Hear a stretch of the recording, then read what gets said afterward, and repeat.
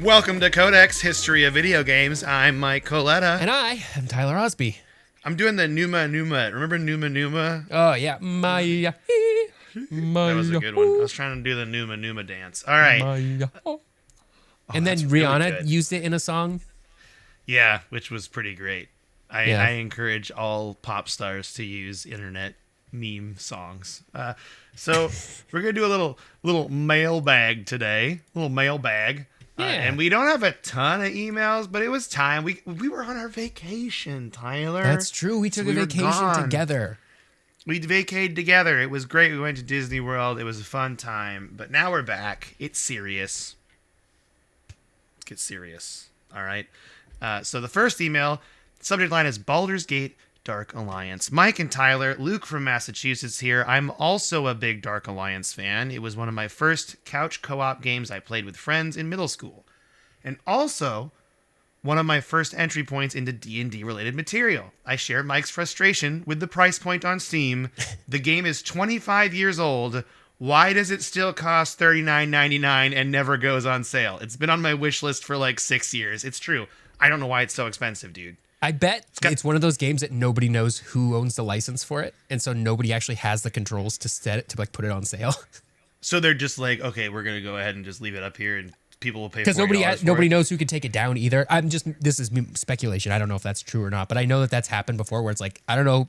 Nobody knows where the money goes when you buy this game and nobody has the controls to put it on sale or take it down. So It just lives in this weird $39.99 stasis. Okay, Yep. So Luke's email goes on to say, I actually own my original copy, but I don't have my original Xbox. This game does run on an Xbox 360, but it chugs and lags like crazy. Whenever, get this, there's a breakable jar on screen, which if you've played this game, you know, there's a lot of jars. Maybe there's a workaround, but for now, I'll just keep watching from Steam sales. And yeah, that's really bad because there's breakable jars in like every single room. So That's funny. it's just going to lag.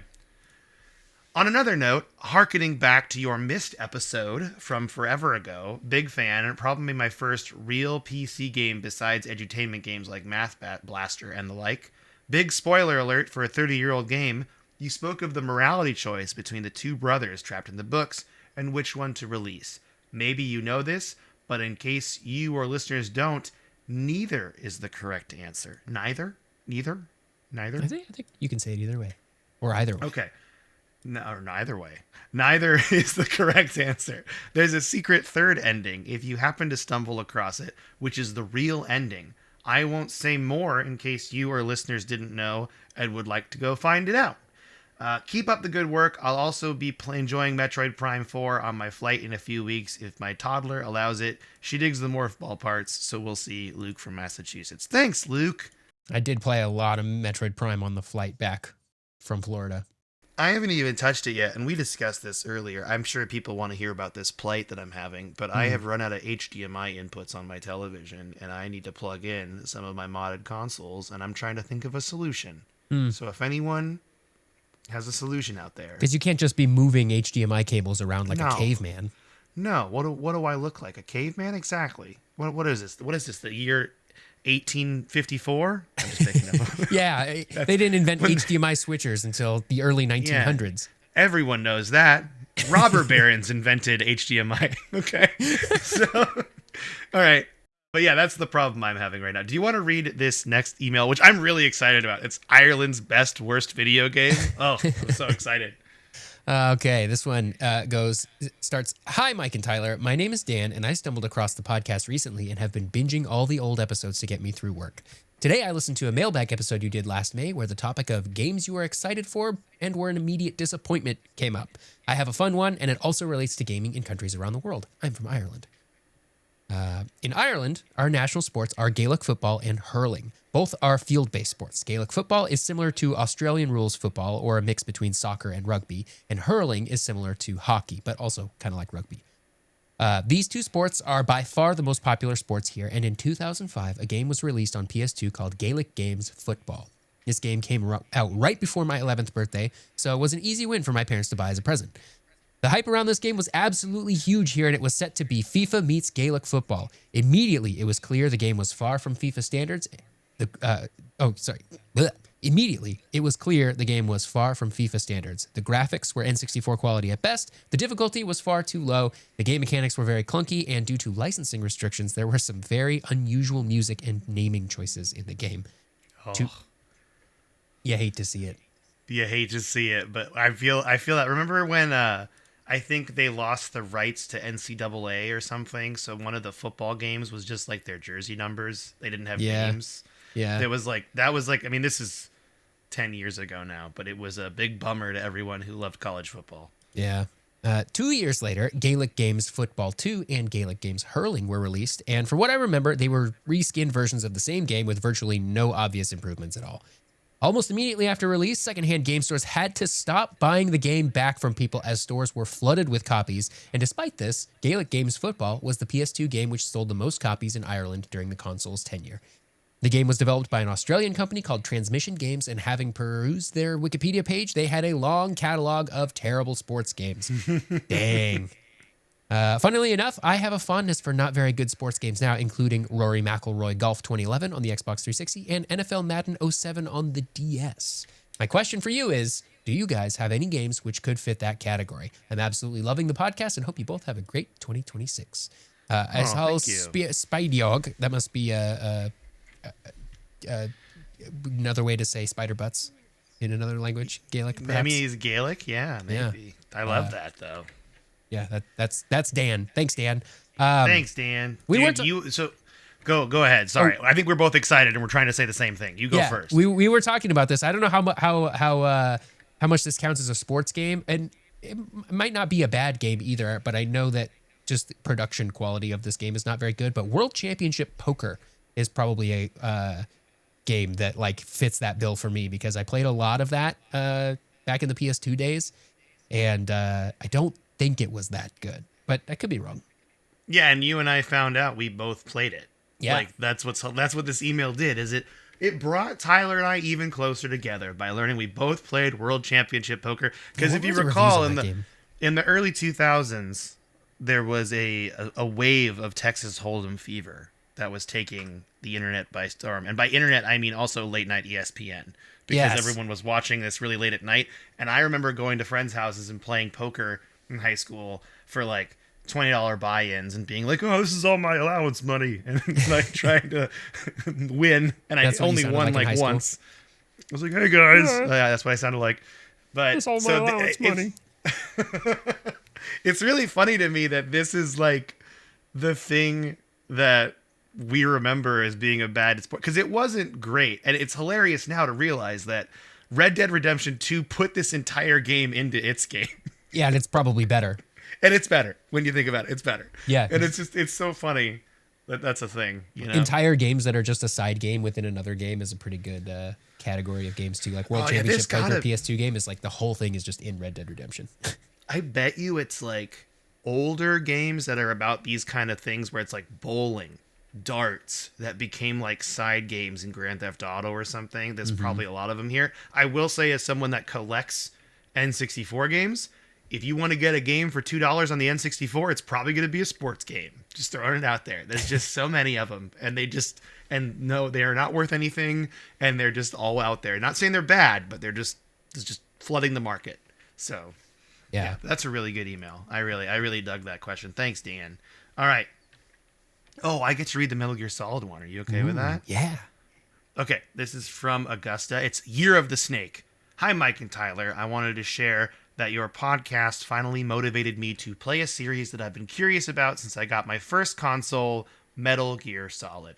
In 2009, when I got my PS3, Metal Gear Solid 4 had recently released, and it was a big deal. I thought the stealth gameplay sounded really interesting, but I didn't buy the game because I was daunted by the fact that it was the fourth entry in the series. And honestly, it was the right choice not to jump directly in at Game 4. I would have been so confused by all the characters and storylines that the player is expected to know by that point in the saga. 100%. You made the right choice. It barely makes sense even if you know all that stuff. True. I was completely lost, and I was like, Tyler, what's happening? So that's fine. And I had played all three games before. But since then, whenever I heard the series mentioned, I'd always felt a nagging feeling that I was missing out. I discovered your podcast early last year, and after learning that Metal Gear Solid is one of Tyler's favorite series, I listened to your first Metal Gear episodes from back in 2020. Was that in 2020? Wow. Dang. I'll listen to all your discussions of the series eventually, but I'm waiting to finish playing Metal Gear Solid 5 first. Tyler's praise for the storytelling and gameplay convinced me that I needed to play the series, even if it would be challenging to jump back to a game that's almost 30 years old now. Wow, that makes me feel old. Okay. Yeah. I was 7 when that game came out. And yes, the first Metal Gear Solid was hard, even on easy. I played the remastered PlayStation version that came in the Master Collection Volume 1. The awkward sniper rifle controls made me feel like I was stuck in a fever dream during the Sniper Wolf boss fight. I relate to that so much. Tyler watched me do that boss fight. But it was 100% worth it. It's proof of good storytelling that you can be moved to tears over low-res pixel people who don't even have eyes. You So played true. Twin Snakes, right? When you played it? We did. We played Yeah, Twin it's a, Snakes it's together. a slightly upgraded in terms of gameplay, I'd say. Yeah. Snake Eater has been my favorite entry in the series. This is a long email, but it's worth it because it's Metal Gear Solid, so we're going to read the whole thing. The tone manages the perfect balance between serious, profound themes versus goofy, lighthearted, metafictional elements. That's a great way to describe Snake Eater. I love the storyline and the survival mechanics, and the title song is perfection. It really is. I was utterly delighted when the Bond-style opening credits sequence started. I definitely rank Snake Eater as one of the best games I've ever played. The Delta remaster is gorgeous, and I think the original also holds up really well. So I'm glad I played the original version first. I still haven't played the Delta remaster. Have you? I haven't either. Tyler? No, I'm kind of waiting for a good sale on it. Yeah, it's kind of pricey, so I don't want to pay full price. Patient gaming, that's what we're all about. I had to resuscitate my PS3 in order to play Guns of the Patriots, but your podcast was an inspiration there as well. After hearing your stories of baking PS3 motherboards, I decided I could surely figure out how to replace the Blu-ray laser in mine. Working with delicate parts was nerve-wracking, but I got it done. Playing Metal Gear Solid 4 was definitely worth the wait. While I didn't think the gameplay was the strongest in the series, I really enjoyed the conclusion to Solid Snake's storyline. I've also never cried so much over a video game. Kojima left us with some brutal cliffhanger chapter ends. I don't want to spoil it for others, but if you've played it, you know what I mean. I'm still pretty early in the Phantom Pain, so I won't talk about that one yet, except to lament the replacement of David Hayter. Dude, it's the biggest tragedy in all of Metal Gear Solid to me, is that Kiefer Sutherland took over. I agree. Still upset by it. Yep. Anyway, thank you for prompting me to finally play this series. I'm really loving it and kind of can't believe it took me this long to get to it, but I think it was fitting to discover it in 2025, the lunar year of the snake. Ooh, good point. I also took Tyler's advice and bought the Twin Snakes for my GameCube, and I look forward to playing that version soon, hopefully with slightly improved sniper rifle controls. I'm also looking forward to Konami's eventual release of the Metal Gear Solid Master Collection Volume 2, which is rumored to include Peace Walker, since I don't currently have a way to play that one. Keep up the great podcasting. Cheers, Augusta. P.S. I just looked back on the review I left you guys last year on the Apple Podcast app, and yep, that was me who claimed you might have gotten me to try Metal Gear Solid. I forgot I'd included that in my review. It was a few months after writing that before I finally got invested in the series, but clearly your influence had taken hold. Well, thank you, Augusta. I'm glad you got into it too, because I got into it from this whole thing. That's what got me into it, was Tyler talking about it. Tyler's passion for Metal Gear Solid. I just love Metal Gear Solid so much, Mike. I do too now, man. And we were talking when we were on our vacation about what the tattoo is going to be. You know, at this point, it's just going to happen. There's nothing we can do. Yeah, about it. it's got gonna be a thing. little pixely Metal Gear Rex or something. I think a pixelated Metal Gear Rex is the way to go, Yeah. because it's your first tattoo. It's Yeah. my second tattoo, and I also want to get that Link's Awakening screen that I need to get too. So I got to figure that out next. Oh, which one are you getting from Link's Awakening? The one where Link and I should know her name. It starts with an M. Is it Mari? Marin. Marin are sitting on a beach, and they're looking at the ocean, and they're sitting on a log. I wanted That's to get right. that. That sounds in the familiar same to me. style that I got my Oddish one, where Yeah. it's like pixelated outsides, but like blended color on the inside. I Mm-hmm. just like that look. Okay, cool. So enough about tattoo talk. Thank you, Augusta. That's really cool that you played it, and also I'm glad someone else thinks that the David Hayter thing is the real tragedy. Yeah. Yep. I wonder what Kojima would think of it now. Maybe he was just like, oh, I wanted to have Kiefer Sutherland in there. I think it's that. And I think he would probably tell you that he wanted Kiefer Sutherland the whole time. And he was just settling for David Hayter each time. Which That's is, so rude. yeah. because David Hayter made that character to I me. agree. I agree. Dude, it's like I recently was talking to someone about Comic Cons, and Michael Ironsides is making the Comic Con circuit, Sam Fisher himself. Mm-hmm. And I'm like, dude, that's tempting. It's tempting. I've never gotten like an autograph, but to be like, well, one, Sam Fisher, but also Rat Check's Roughnecks from Starship Troopers. I mean, that's like a big thing. Pivotal moment for me. Okay. Also, the Do you want- the bad guy in the next Karate Kid with Hilary Swank. Oh, really? Wow. Yep. All right. Well, do you want to read this next email from McBreezy? Yes, I do. The subject is Nintendo Switch Part D. What is up, friendos? I'm sure you and all your listeners were wondering where I was on the last mailbag. Truth is, I was busy playing my Nintendo Switch 2. After literal months of begging my wife to let me buy one with the money I earn every day at my job, she finally said okay. I'm super glad to have the console, and I've been playing it every day. One of my great joys is that my wife, who is definitely not a gamer, has been playing Mario Kart World by herself when the kids are napping. Last night, she said she was going to start getting the kids ready for bed, and then started another knockout tour. Yeah. This machine is massively GameCube coded with the GameCube emulator and sequels to GameCube games like Metroid Prime 4 and Kirby Air Riders. I've heard a lot of chatter on the interweb about how trash, air quotes, Mario Kart World is, and I would like to remind everyone that Mario Kart 8 was a Wii U game that originally released in 2014 and saw its last DLC drop in the last few months of 2023. I am almost certain Nintendo isn't done with Mario Kart World yet. 100%. They're going to put so much stuff in that game. Oh, yeah. Also, it's not trash. It's a great game. I have fun with it.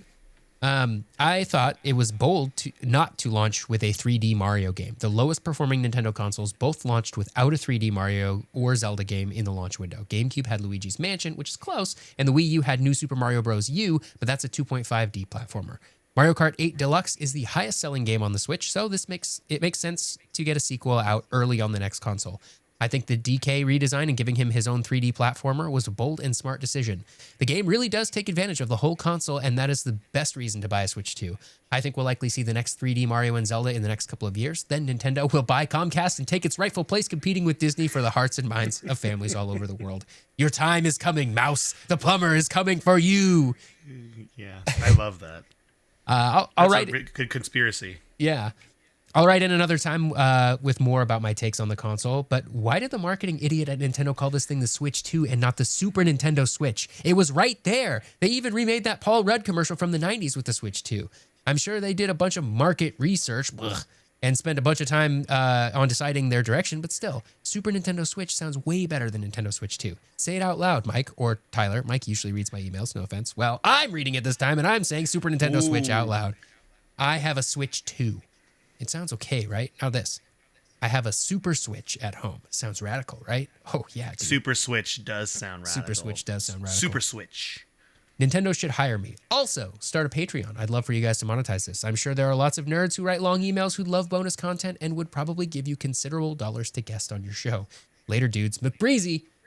Yeah, that's something we talk about from time to time. Yeah, we talk about it a lot. Here's the hard part for me, and I think we've mentioned this before, but to Tyler, to me, and I think to you, this is a labor of love. Indeed. Right? And if we start putting a money aspect into it, it might start feeling like work. Yeah. And that's something that I am trying to actively avoid. Yeah. At least. Now, that doesn't mean we're never going to do it. In fact, we were very, very close a couple of years ago. We were like working with Patreon to make one. And we got part way and like kind of fell apart just because of how essentially the work that we would have to put in extra to make it worthwhile, I feel like, to people, because at that point I feel like we're asking you for money and we need to give you something more than just the podcast, and we are not in a position right now to do that, as seen by us missing weekends and stuff like that, because we just have life stuff get in the way. So that would be awesome, but as of right now, we're kind of thinking about how best to do this. So, is that a good way to put it, Tyler? I didn't mean to take that over. What do you think? Yeah, no, I think that makes that is all correct. I mean, it's just that we don't want to start this and then realize it becomes more work than we thought, and then we feel obligated to do that extra work, and then this becomes not fun for us anymore.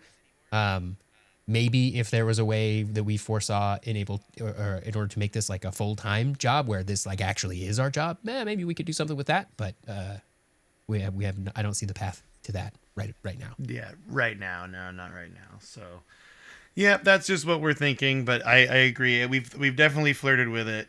We were so close 2 years ago. Isn't that crazy? Yeah. It was like really close. I forgot about that. See, time flies when you're talking about video game history. That's the way everyone says it. Yep. So, all right. Thank you for the email, McBreezy. Now you want me to want to buy a Super Switch, and I don't have one, and I should get one. I should go to Costco and just get it.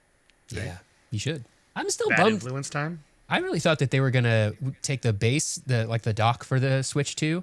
I thought they were gonna make it like a wireless dock, and then they could have done Wii U games. Like they could have fully realized the Wii U thing with the screen in your hand and on the TV, like wireless. Yeah, like, that would could have have been cool.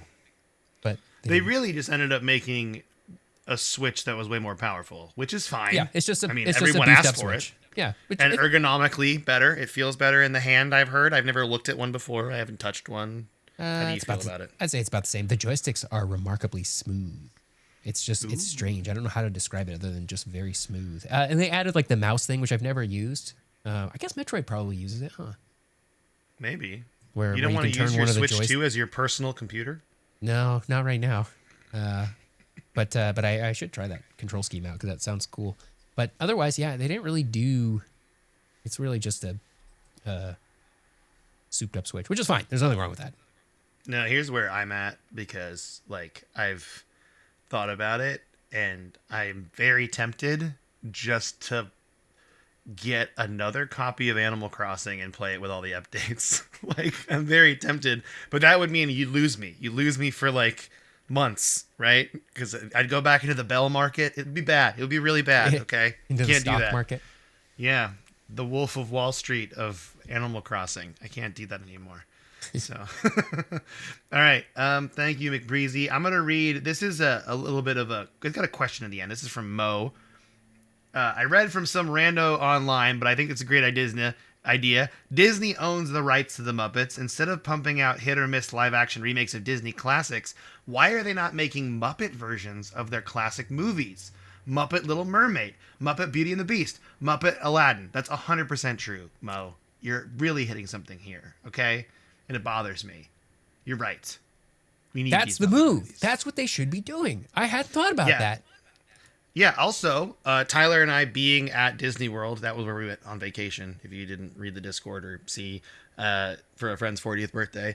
They're really neglecting the Muppets. They're Yeah. neglecting them like crazy. There's like no Muppet things there. They got rid of the Muppet rides. It's like really hard. So I started pin trading, which is a Disney thing. I'm not a Disney adult, by the way. I'm just learning the ways, I guess. And When in Rome or when in Disney. yeah, when in Disney, you act the culture, I guess. You assume the mouse culture. I got into Muppet pin trading, and I just couldn't find any Muppet pins anywhere, and I was furious about it, and I couldn't figure it out. It was really upsetting to me, and I was bummed. You I was did. bummed You found out. you found a couple, but not very many. Well, I won one. I won a Muppet pin for a trivia question, which, I mean, maybe I'll just say the trivia question and people can talk about Yeah. it. Is that fun? Okay. So the trivia question was this for all you Disney heads out there.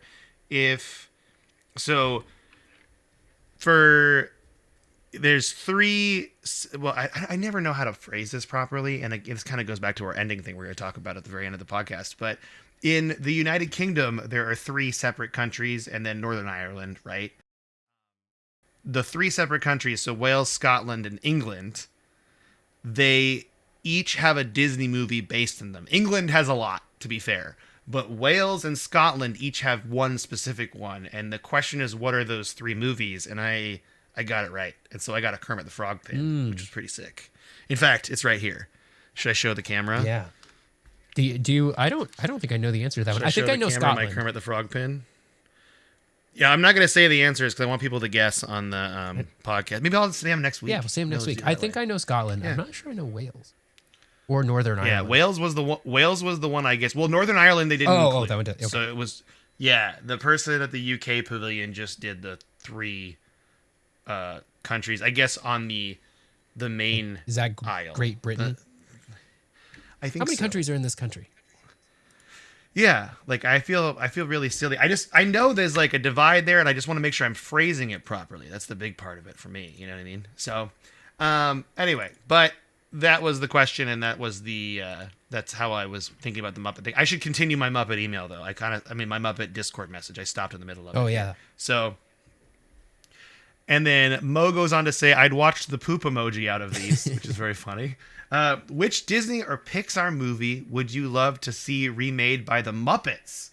What characters would you cast for the lead roles? Also, Mike, if a genie offered to turn you into a Muppet, would you accept? Well, the answer to that last question is without question, yes. Immediately, I would want to be turned into a Muppet. I would no longer like to be a human being. I would like to be a Muppet. That sounds great. Okay, but Disney or Pixar movies turning into the Muppets. So I'm going to pull out a really deep pull here. So there was, I want to say it was like the 50s or 60s. This was my favorite movie to watch as a kid. I had it on VHS. There was a 20,000 Leagues Under the Sea movie that was a Disney movie. It was Oh, live action. And I would love to see them redo that.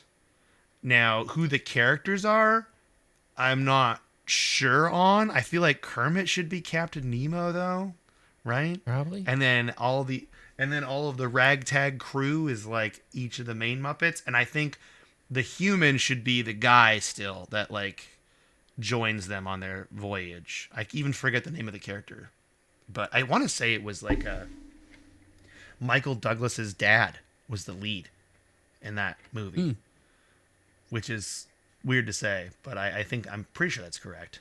Like their faces look similar, but I could just look this up, but I refuse. So that's what I would want to see as a Disney movie. Is I'd want to see 20,000 Leagues Under the Sea remade Kirk with the Douglas. Muppets.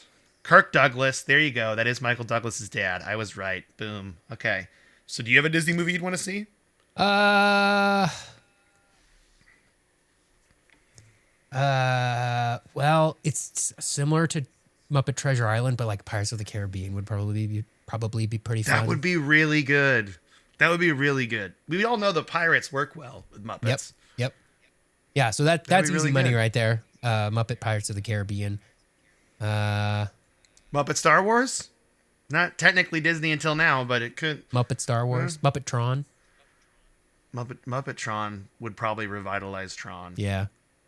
Tron's just kind of one of those things where I'm like, Disney keeps trying, and I'm like, I don't think this is hitting. I'm like, stop, guys. Tron Yeah. Legacy was okay. I haven't seen the new one though. I The haven't seen ride it was either. awesome though. That ride was really, really cool. Tyler and I sat in the front because our friend was like, make sure you get row one. And we're like, why are we waiting for row one? And I totally see now Yeah, it was why, awesome. because it's awesome. Yeah, so that's a really cool ride where you're in the light cycle.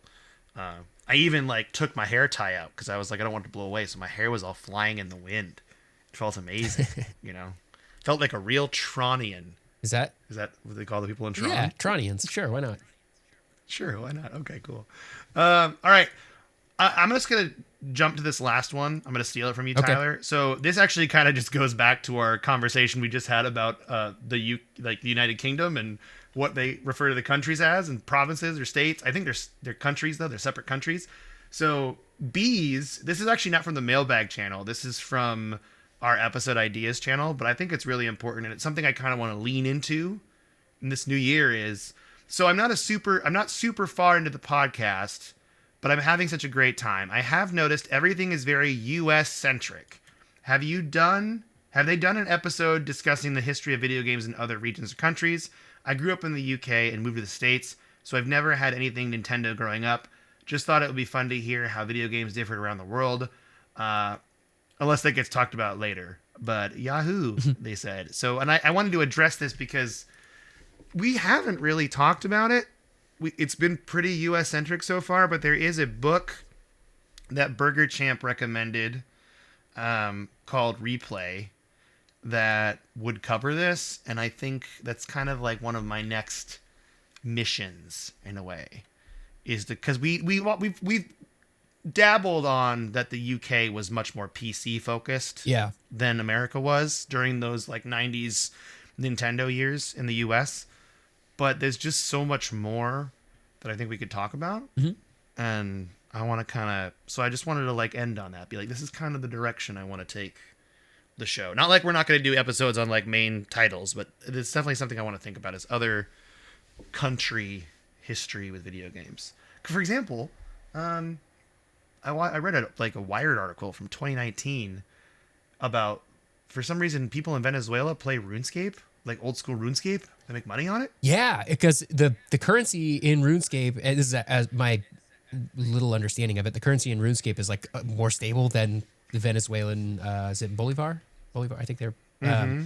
Yeah, so like it's actually better for them to use that currency. I don't know why RuneScape specifically, but maybe because it's a very accessible game that you can just get to from a web browser, probably that runs on everything. Yeah. But yeah, I have heard that before as well. It's like single-handedly propping up the economy at times. Yeah, I think I ran into that because of the recent stuff with Venezuela in the other political news. But I was like, oh, okay, I didn't know that RuneScape applied. I thought it was kind of an interesting. So maybe we'll do a story about that. I don't know, just talking about that. Yeah, an episode. Yeah. That'd be kind of cool. So, all right, but with that, I think that's everything. It was kind of a shorter episode today. I don't know what we're doing next week. It's gonna get crazy. Yep. Are you ready to get crazy? Ready to get crazy. It's gonna be crazy. I don't know what it is, but it's gonna be crazy. It's gonna be crazy. We got to do that more like what's it called? The oh wait, what you been playing? Oh yeah. Look, we better do that. Well, I've been playing Metroid Prime 4. Nice. Put in probably 2/3 of my flight time on the way back. It was on Metroid Prime 4. So made pretty solid dent into that. But then when I got home, I immediately got back into Star Wars Outlaws because I am having a great time with that game. Really loving it. But that's it. That's all I've been playing. It's the same 2 games, Metroid and Star Wars Outlaws. But I do have my AYN Thor, which is it's a Android handheld, but it's coming tomorrow. It's a dual screen handheld, so it will play DS games very well.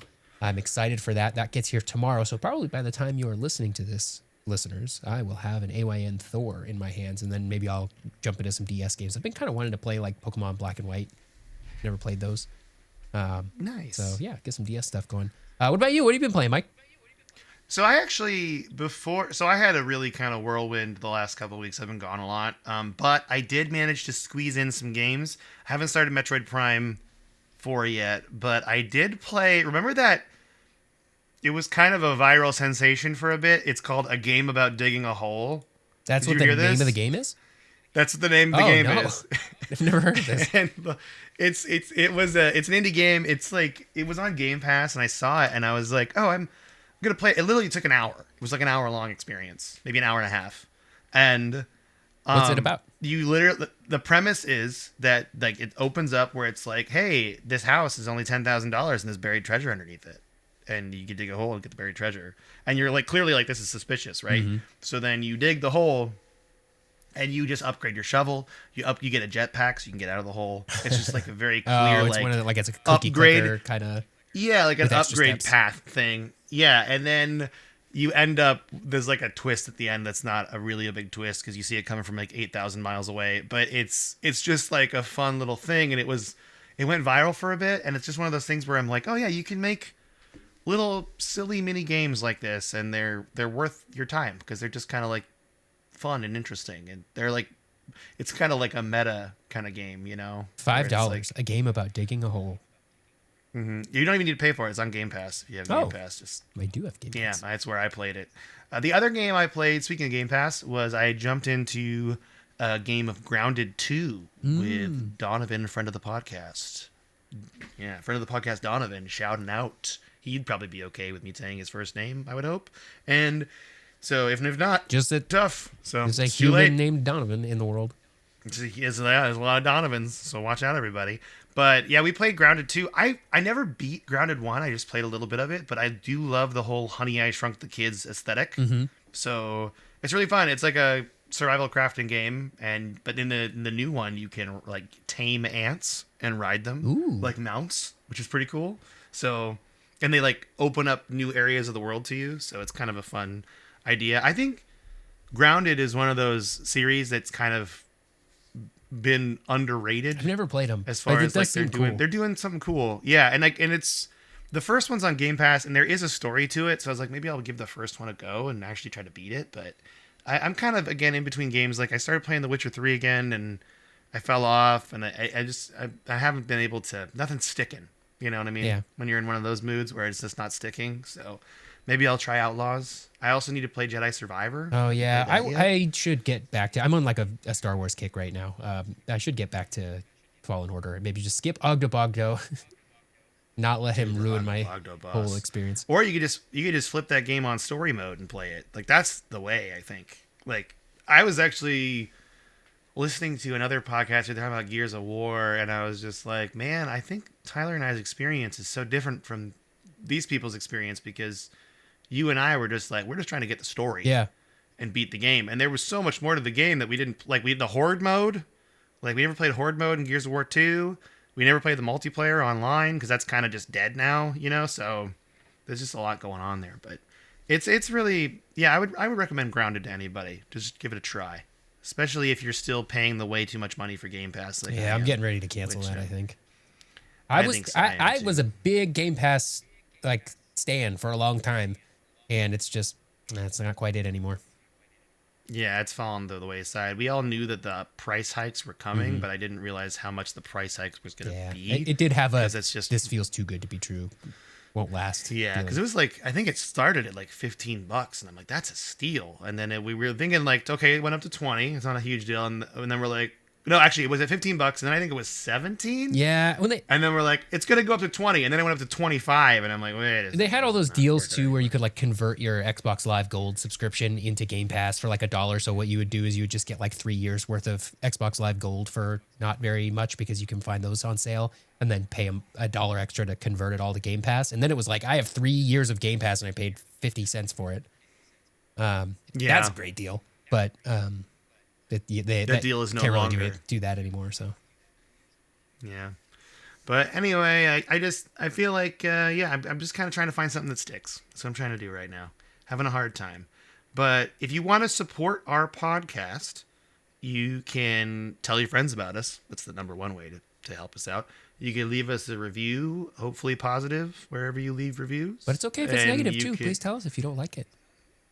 Yeah, maybe give us a critique and make it a good star rating though, because that's the So- like I am more likely to listen to your critique if it's 5 stars than I am if it's 1 star.